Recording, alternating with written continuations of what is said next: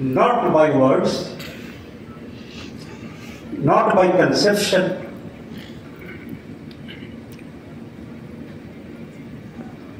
in reality, এবং not partial,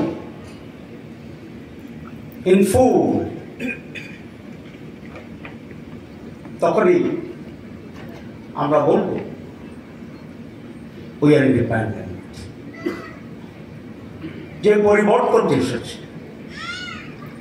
এটি অত্যন্ত গুরুত্বপূর্ণ আমাদের সেই পরিপূর্ণ স্বাধীনতা অর্জনের ক্ষেত্রে। এই কথাটা এই জন্যই বললাম, আমরা যারা সমাজ পরিবর্তনের জন্য কাজ করছি, নট ফর পাওয়ার, আমরা যে একটা আইডিওলজিক্যাল মোরাল ইমানসিপেশনের জন্য কাজ করছি, not for gaining some worldly wealth and better posting, আমরা যারা আল্লাহর পরিপূর্ণ সন্তুষ্টির মাধ্যমে জান্নাত পেতে চাই, তাদেরকে আর অনেক দূর যেতে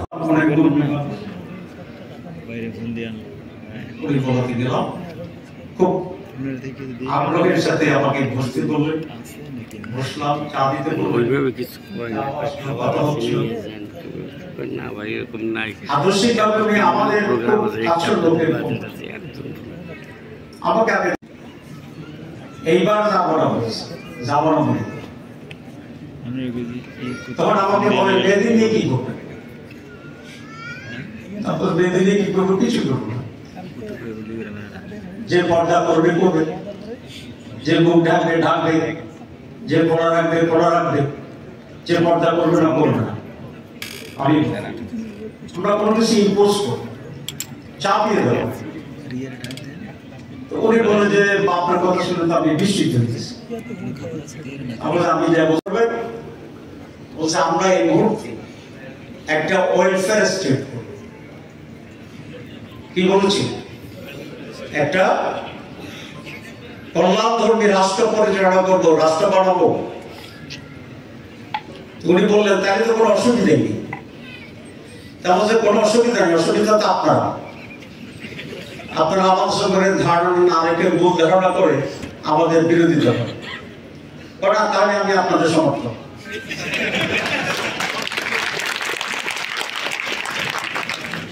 আমার এই কথাটি বলা কি মিনিংফুল না মিনিংলেস? আজকে যে আপনাদেরকে বললাম এটা যদি মিনিং বলতাম আমরা ইসলাম কায়েম করলে সবাইকে বোরকা পরাবো এবং মুখ ঢাকতে বাধ্য করবো এবং কালো রঙের বোরকা পরাবো, রঙও যদি পরে দিতাম তাহলে সেই ব্যক্তি ভয় পেত। আমি ঢাকা মেডিকেল কলেজের ইলেক্টেড জেস ছিলাম, আপনারা জানেন। আমার বিরুদ্ধে প্রচারণা হতো যে তাহাকে ভোট দিলে বোরকা পড়তে বাধ্য হবে মেয়েরা, এবং কোন রং এটা বলে দিত, কালো রঙের। এই প্রপাগান্ডার কারণে আমি মেয়েদেরকে আমার ভোট পাইনি। স্বাভাবিক কথা, আমি খোদার কসম নিজেকে জাহির করার জন্য বলছি না, আপনাদের ইসলামী আন্দোলন ভাইদের অ্যাটিটিউড পরিবর্তনের কথা বলেছি। এবং সেটি আপনাদের জন্য বেশি প্রয়োজন। ইসলামকে মিসরিপ্রেজেন্ট করে এরকম কোনো কিছু হতো না। আমার এক ক্লাসমেট ছিল, উনি পুরা লম্বা জামা পরতেন, মানে হুজুরেরা যে লম্বা জামা পরে সেটা পড়তেন, পার্টি করতেন। ওনাকে বলা হতো বড় হুজুর, আর আমারও বলা হতো ছোট হুজুর, কারণ আমি মাঝে মাঝে সাতটা করতাম। ঠিক আছে? তো বড় হুজুরের আচরণ ছিল সামনে মেয়ে পড়লে জোরে আওয়াজ করে। আমি তারা বলতাম যে এই মিস্টার হুজুর, তুমি তো আমার হুজুর বানাইছো, আমাকে লিখছে, তুই এটা কোথায় কোন ইসলাম? এরকম হুজুরদেরকে মেয়েরা ভোট দিবে? একটা ঘৃণা চড়াচ্ছে ইসলামী আন্দোলনের জন্য, সে একটা বোঝাচ্ছে। আমাদের সাথে ছিল, but he was a burden.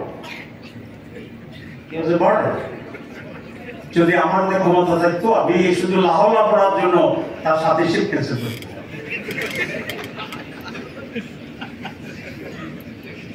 আমাদের যেটা বলেছিলাম যে ইসলামকে প্রপার্টি, এটা একটা সিগনিফিকেন্স।